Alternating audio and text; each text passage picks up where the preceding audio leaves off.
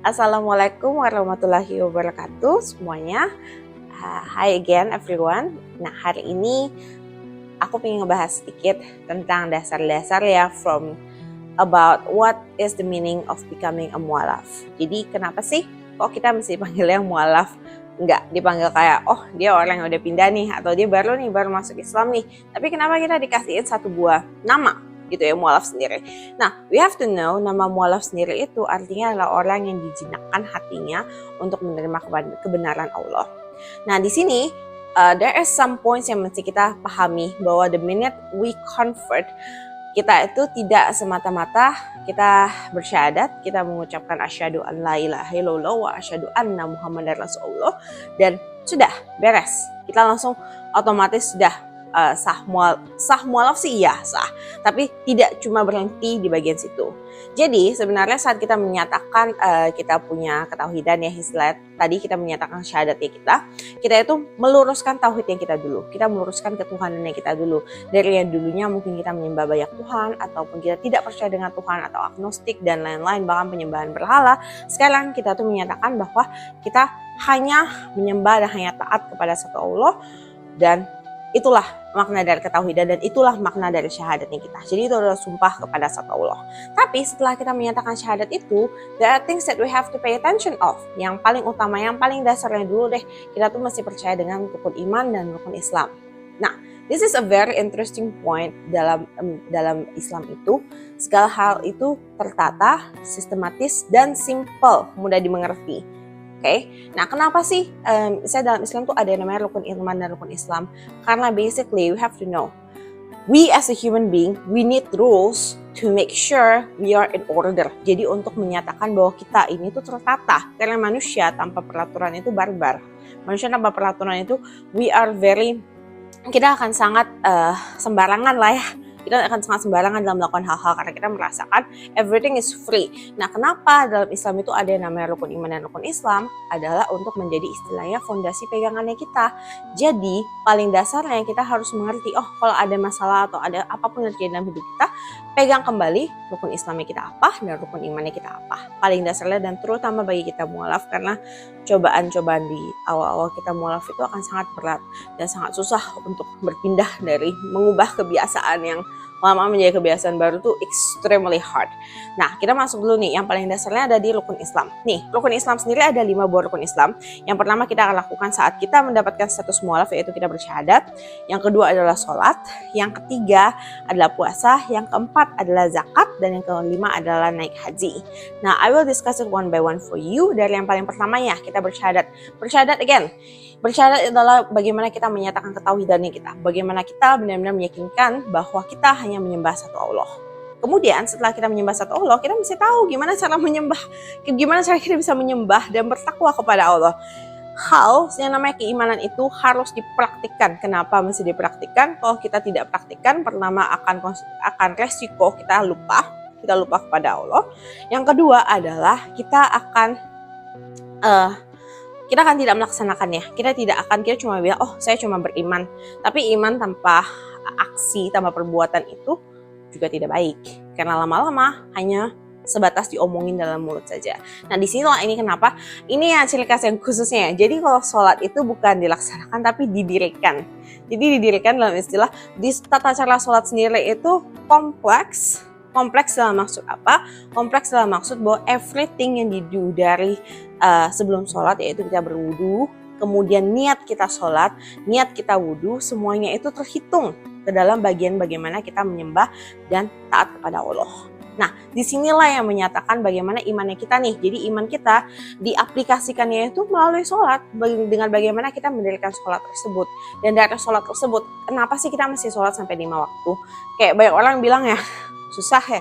Kalau susah jadi mualaf itu sekali pindah, mungkin yang dulu yang nggak perlu ke tempat peribadatan sama sekali, atau bahkan yang ateis ya, terutama ya ateis, agnostik, you don't need to do anything, tiba-tiba kita diwajibkan 1 hari mesti ya beribadah 5 kali.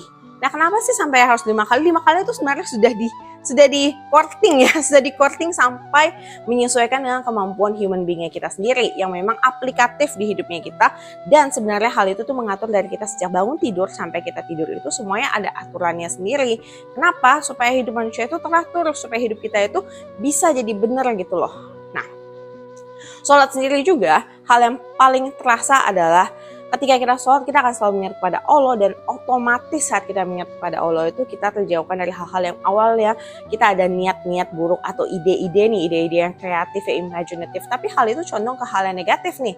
Nah, dengan sholat itu kita seperti self-correction, self-introspection. Dengan kita mengingat Allah, kita bisa mengingat, oh saya nggak boleh nih melakukan hal itu nggak baik, itu buruk, ada dampaknya bagi saya. Jadi itu seperti bisa membukakan mata hatinya kita dan bisa menyentuh hati nuraninya kita.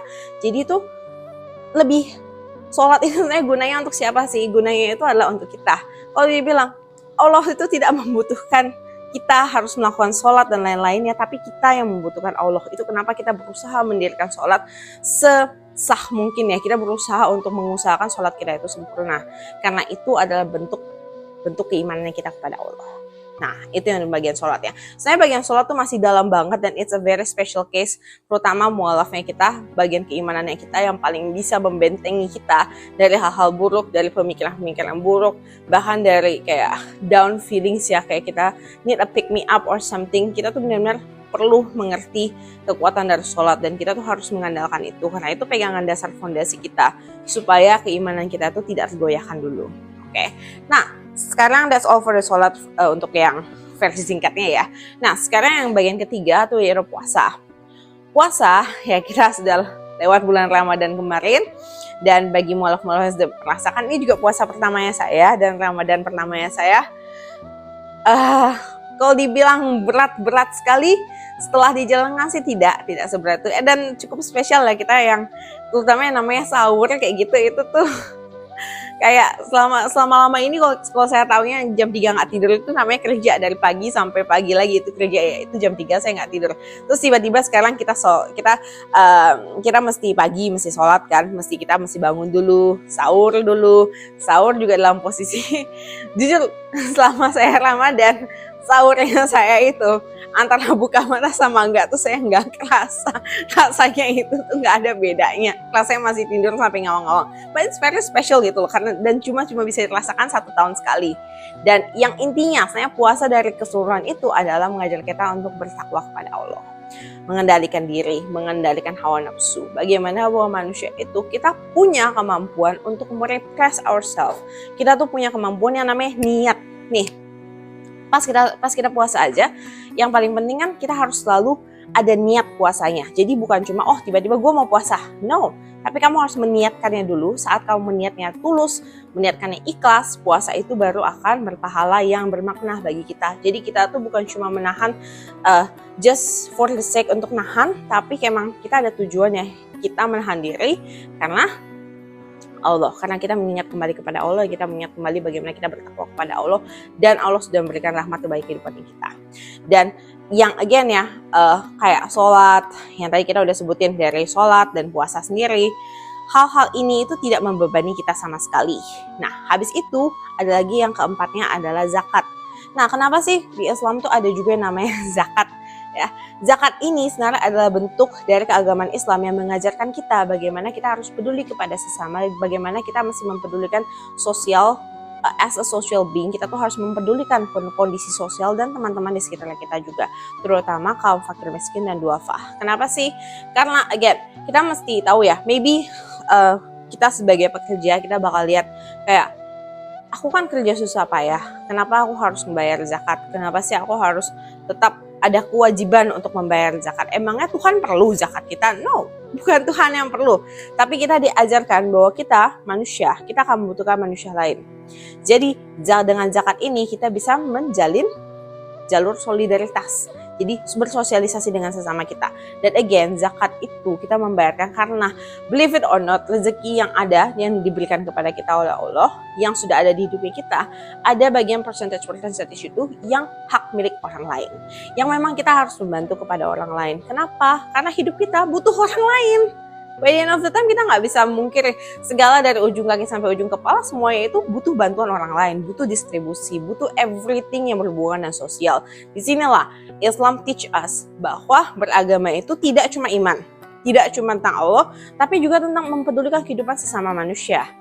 Karena it's a very applicative religion. Jadi Islam itu bukan cuma religion yang cukup percaya saja, tapi juga mengatur kehidupan kita dari segi-segi yang lainnya. Nah, yang terakhir nih sekarang rukun Islam terakhir adalah naik haji ya. Nah, bagian naik haji sendiri apa sih kayak unsur kenapa, apa manfaat faedah dari kita naik haji? Dan ingat, naik haji itu jika Anda sanggup. Jadi tidak ada yang memberatkan, tidak ada yang sebenarnya represif yang membuat memaksa Anda untuk melakukannya. Jadi jika benar-benar kepribadian itu sanggup, barulah kita wajib untuk bernaik haji. Dan bernaik haji itu sebenarnya fungsinya untuk apa? Fungsinya is for ourselves. Kita tuh mengenal kembali historinya kita mengenal kembali bagaimana bertakwa kepada Allah. Kita mengenal kok bisa sih sampai tercipta Islam, dan kita mengenal histori-histori yang sudah pernah terjadi dan sebelumnya. Again, it's all for our knowledge, untuk pengetahuannya kita. Dan mesti ingatkan lagi, segala sesuatu itu seperti yang dibilang tadi hanya jika Anda sanggup. Dan itu juga ada tertulis di Al-Quran di surat Al-Baqarah ayat ke-286. Allah tidak membebani seseorang melainkan sesuai dengan kesanggupannya. Jadi memang Islam tuh sangat toleransi ya, bahkan kepada diri kita sendiri. Jika kita sanggup, wajib, jika tidak ada pemaksaan dan tidak ada yang memberatkan kita sama sekali. Itu yang dasar dari rukun Islam yang perlu kita pahami terlebih dahulu. Oke. Nah, tadi kan kita udah bahas tentang rukun Islam nih. Nah, sekarang kita bakal ngebahas tentang yang rukun iman. Nah, rukun iman ini yang lebih memastikan apa yang kita percayai, apa yang we have to believe. Yang paling pertama, yang paling utama yaitu Allah. Kita harus percaya bahwa hanya ada satu Allah. Allah itu absolut, unik, dan sifat tidak bisa disamakan oleh makhluk apapun juga di semesta ini. Dan yang kedua, kita harus percaya dengan adanya malaikat-malaikat, bahwa hal-hal gaib itu memang ada. Malaikat dan hal gaib itu memang ada di sekitar kita. Yang ketiga adalah iman kita kepada kitab-kitab. Nah, mungkin ini yang bakal agak, kalau teman-teman sebelah Kristen, jangan gampang panas-panas ya. Ini kan namanya, again, my content is for education purposes. Jadi saya tuh pinginnya sambil saya belajar, sambil saya literate, saya pinginnya teman-teman mualaf saya yang lainnya dimanapun Anda berada, juga kalian bisa mendapatkan sedikit instruction dasar. Jadi marilah kita tuh sama mualaf itu, we make a community for ourselves. Kita mencerdaskan sesama. Jadi yang bagi Kristen jangan panas ya sekali mulai disebut-sebut hal-hal yang berhubungan dengan Christianity. Tapi karena memang dalam Islam sendiri, dalam rukun imannya kita itu kita diwajibkan untuk percaya kepada bukan hanya Al-Quran, melainkan kitab-kitab sebelumnya juga. Kitab yang sebelumnya yaitu ada Taurat, ada Zabur, dan ada Injil. Nah, Taurat sendiri ini dari Nabi Musa alaihissalam dan kemudian kitab Zabur. Zabur itu dari Nabi Daud alaihissalam, dan terakhir Injil dari Nabi Isa. Nah, Nabi Isa sendiri yang kalau teman kita di Kristen mereka menyebutnya Yesus Kristus. Nah, kita kenapa di Islam itu kita juga nggak apa-apa baca Alkitab, kita tuh boleh belajar dari Bible karena memang di rukun imannya kita itu ditetapkan, ditulis gitu. Jadi bukan karena kita pingin melek-melek atau kita pingin gali-gali tentang agama orang lain, tapi karena itu bagian dari keimanan kita. Again, Islam, salah satu prioritas Islam adalah mencerdaskan umat. Salah satu prioritas kita adalah pendidikan, itu the most important thing in our life. Itu kenapa kita diwajibkan untuk membaca dan harus literate. Kita tuh tidak boleh menutup diri. Kalau memang ada pengetahuan baru, dipelajari, dianalisis, dicari tahu gitu. Bukan untuk mengulik cuma kekuatan atau kelemahannya, tapi juga untuk menjadi pembelajaran kita untuk masa depannya kita sendiri. Oke? Nah, tapi ada perbedaannya, yaitu kenapa Al-Quran adalah kitab yang paling spesial di dalam Islam adalah karena Al-Quran adalah penyempurnaan dari kitab-kitab sebelumnya yang sudah ada. Oke, nah setelah itu kan rukun iman yang ketiga ya. Sekarang rukun iman keempat kita harus beriman kepada Nabi, yaitu kita harus beriman kepada Nabi Muhammad dan Rasul-Rasul Allah lainnya. Karena para Nabi ini sudah memberikan kita a very precious life lessons. Mereka adalah panutan-panutan, mereka adalah orang-orang pilihan Allah, kekasih-kekasih Allah yang dipilih untuk diturunkan ke dunia ini untuk memberikan jalan, untuk memberikan tuntunan bagi umat-umat manusia ini agar hidup kita itu bisa tetap berada di jalan yang benar atau kita bisa memperbaiki kebiasaan-kebiasaan yang buruk. Nah, bagian dalam mempercayai Nabi dan Rasul-Rasul Allah, kita harus bisa membedakan Allah adalah Allah, nabi adalah nabi. Apa maksud saya bilang begini? Karena begini, para nabi dan para rasul ini, karena mereka adalah orang istimewa, pilihan-pilihan Allah, mereka diberikan karunia yang namanya karunia mukjizat. Mereka lebih dibanding orang-orang biasa, lebih dari orang-orang awam. Jadi mereka mempunyai capability yang lebih dibanding kita. Mereka ada yang mampu berbuat nubuat, ada yang mampu berbuat mukjizat seperti membangkitkan orang mati atau menyembuhkan orang buta, ada seperti nabi-nabi yang bisa untuk membelah laut dan seterusnya. Ada banyak sekali kemampuan mukjizat yang diberikan. Tapi mesti dipelajari. Yang mereka lakukan adalah mukjizat. Mukjizat yaitu apa? Mukjizat itu adalah hal-hal yang sudah dikehendaki oleh Allah. Memang nasibnya mereka, memang takdirnya mereka untuk melakukan mukjizat. Memang salah satu tujuan mereka diturunkan ke dunia ini untuk membantu manusia-manusia. Dengan mukjizatnya mereka akan menjadi panutan dan tuntutan bagi kita. Jadi jangan sampai kita umat muslim ataupun umat-umat di luar, coba kita pelajari lebih tepat yang mana nabi, yang mana rasul, yang mana Allah. Jangan di mix up hanya karena ada rasul-rasul atau nabi-nabi yang mampu melakukan mukjizat. Again, hal-hal ini mesti pelajari. Allah itu tidak tergantikan. Bukan berarti seorang nabi mampu melakukan mukjizat berarti otomatis dia salah satu Tuhan. No, Allah hanya ada satu dan Allah itu absolut dan kekuatan itu tanpa batasnya. Tidak bisa kita ukur dalam hanya segi sekecil yang namanya mukjizat ataupun nubuat saja. Oke, nah sekarang rukun iman yang kelima yaitu kita harus percaya kepada hari kiamat. Kenapa sih kita mesti percaya kepada hari kiamat? Karena by the end of the time, hidup kita mau semewah, seluxury apapun atau sesusah dan seberat apapun hidup kita, our life will end dan seluruh dari kita akan mati dan suatu hari kita akan masuk ke namanya penghisaban. Di mana kita harus mempertanggungjawabkan apa segala sesuatu yang sudah kita kerjakan selama kita hidup ini, kita harus bisa mempertanggungjawabkannya. Nah, inilah kenapa kita harus percaya kepada hari kiamat untuk mengingatkan kita bahwa our life is a responsibility. Kan many people say we only live once. Yes, we only live once. That's the point gitu loh. Karena kita cuma hidup satu kali, jadi gunakanlah seluruh kemampuan yang sudah diberikan, akal, logika, pikiranmu. Use it to the maximum impact that you can untuk mencari tahu hari kiamat ini nanti kita ingin mempertanggungjawabkan hidup kita kepada siapa. Kalau kita bahkan mempertanggungjawabnya kepada siapa saja kita tidak tahu, sia-sia, sayang, kasihan kita hidup di dunia ini. Dunia ini tuh jujur, the world is cruel gitu. Dunia itu kejam, dunia itu penuh dengan kesengsaraan, penuh dengan kesakitan dan cobaan-cobaan. Nikmatnya kita tuh tidak seberapa persennya dalam dunia ini. Banyak hal yang dilalui oleh manusia itu hampir semua itu permasalahan. Itu kenapa kita tetap selalu mengingat kepada Allah. Karena dengan kita mengingat kepada Allah lah kita bisa merasakan tenang. Walaupun di dunia ini kita hidup susah, tapi kita yakin hari kiamat di saat kita sudah dihisap, kita mampu mempertanggungjawabkan semua kesalahan kita dan semua kebaikannya kita juga bisa terhitung agar kita bisa mendapatkan hidup kekal yang benar-benar baik. Oke? Dan yang paling terakhirnya adalah kita mesti percaya iman kepada qada dan qadar, di mana itu adalah nasib dan takdir, ada yang bisa diubah dan ada yang kita tidak bisa ubah. Oke guys? Nah, sekarang itu untuk dasar-dasarnya kita dulu nih. Mengenai keislaman paling dasar kita jika kita baru convert menjadi mualaf, at least paling dasar pelajarin itu dulu. Pelajarin itu dulu, biasakan dulu sampai kita hafal, sampai kita punya fondasi yang cukup oke. Barulah kita mulai go to the next step. Supaya kenapa? Supaya kita itu belajar masuk kepada Islamnya, kita tuh benar-benar akan menjadi muslim yang sejati. Muslim sejati itu muslim yang apa? Muslim yang teredukasi dengan baik dan benar. Karena again, ketika kita meluk Islam itu, kita juga wajib untuk belajar. Pendidikan Islam itu sangat luar biasa indah and it's very amazingly huge dan luar biasa dalam. Jadi kita dalamilah sedalam-dalamnya. Kita sudah diberikan rahmat hikmat Allah, kita berikan sedikit waktu kita untuk kita benar mendalami keimanan kita dengan benar. Karena jika keimanan hidup kita dengan benar juga, ini akan membantu nanti kita tuh kalau ada masalah atau misalnya hidup kita terlalu berat itu, kita tuh nggak terlalu overthinking. Kita bisa kembali ke fondasi hati nurani, fondasi iman kita seperti apa. Oke guys, that's all for today. Itu untuk podcast saya hari ini. Thank you very much for watching. Jangan lupa untuk subscribe and like. And your support means very much for me. Thank you so much ya untuk semua para subscriber pertamanya saya.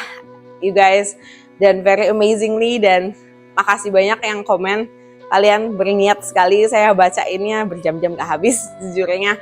Tapi makasih banyak loh, banyak masukan dan input-inputnya kalian. And I really love when you guys give an input to me. Dan alhamdulillah ada beberapa juga saya berusahakan masukin ke dalam bahan pembelajaran saya saat saya mempelajari Islam. Jadi saya tuh buat podcast ini juga selain saya ingin mengajak mualaf-mualaf lain untuk lebih mempunyai pengetahuan dasar-dasar saat mereka masuk ke dalam Islam. Saya juga ingin belajar tentang keindahan Islamnya sendiri seperti apa. Oke, that's all for today. Terima kasih banyak. Assalamualaikum warahmatullahi wabarakatuh.